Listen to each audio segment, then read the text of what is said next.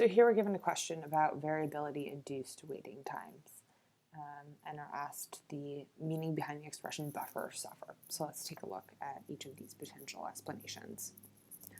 The first is that adding inventory to a process is likely to increase the flow time. And all else equal, you would assume that adding more inventory might have the potential to decrease the flow time. However, it could have no impact if it really is the processing time that is causing the issue. So A doesn't look like a great option. B says, to increase capacity, it is important to pool queues, otherwise you suffer longer waiting times. And the phrase buffer or suffer really doesn't have anything to do with the concept of pooling. So again, let's take that one out. C says, if you want to increase the capacity of the process, add capacity first to the bottleneck.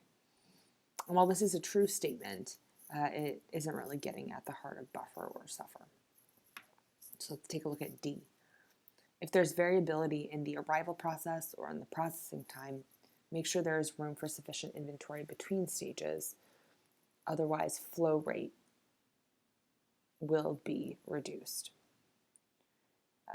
And this seems to be getting at the heart of buffer or suffer, right? You're looking to correct for variability in the way goods are arriving or in how long it's taking to process them. So you're looking to really create some flexibility in your process. Otherwise, you suffer in the form of a reduced flow rate. So D is looking like a good option, so let's kind of flag that one and keep going down the list. E, variability in the service process reduces capacity more than variability in the arrival process. And this one doesn't really seem to be getting at, the suffer component of buffer or suffer.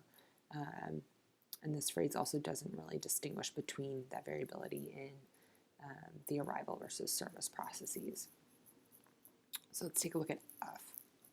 It is important that machines are endowed with systems that avoid breakdowns, so to minimize downtime. And again, similar to some of the other options, this is a true statement, but is not related to buffer or suffer. And then the last one, variability of inventory should be reduced by adding extra buffers, so to reduce waiting time.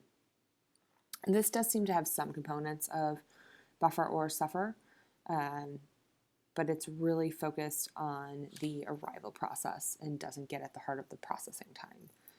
So D in this case is the best option.